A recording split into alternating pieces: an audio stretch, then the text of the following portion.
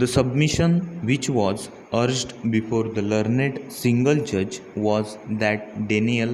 of arrears of salary to the first respondent was illegal and without jurisdiction on the ground that no such punishment was prescribed under the rules, and in the garb of reducing the punishment, arrears of salary could not have been denied. The learned single judge observed that the appellate authority did not find the order of dismissal to be correct and consequently directed reinstatement. According to the learned single judge, the denial of back wages was a punishment imposed by the appellate authority, and since the rules do not provide for imposition of such a punishment, the order was contrary to the statutory rules and hence a nullity. Para.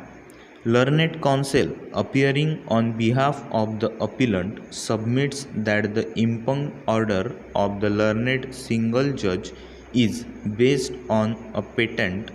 misreading of the order passed by the learned administrative judge as appellate authority.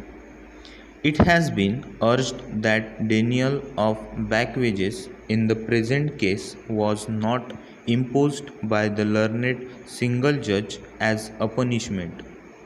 The learned administrative judge held that this was fit and proper case for reducing the extreme penalty imposed upon the first respondent on humanitarian grounds and consequently directed reinstatement. However, back wages were denied not by way of punishment but for the reason that while ordering reinstatement, an order has necessarily to be passed in terms of the financial handbook in regard to the pay and allowances payable to a government servant for the period of his absence from duty, including the period of suspension preceding his dismissal.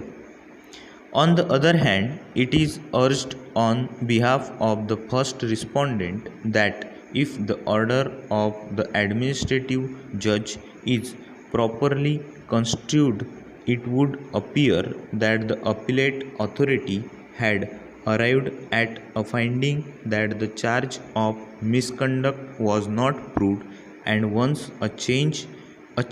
of misconduct was held not to have been proved,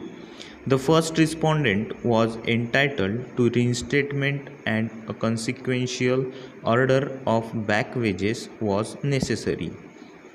There being no statutory penalty of reducing the quantum of back wages, the learned single judge was justified in setting aside the order of the learned administrative judge and ordering full back wages. Para. The judgment of the learned single judge would indicate that the only submission which was urged by the first respondent at the hearing of the petition was that denial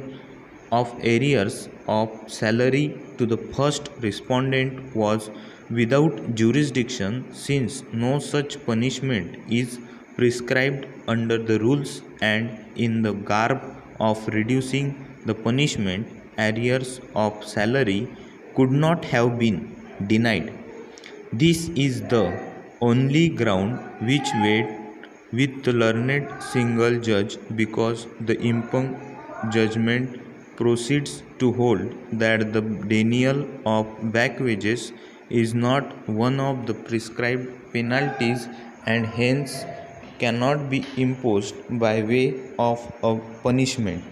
There is a fundamental fallacy in the submission which was urged before the learned single judge and which found acceptance in the impugned order. Over.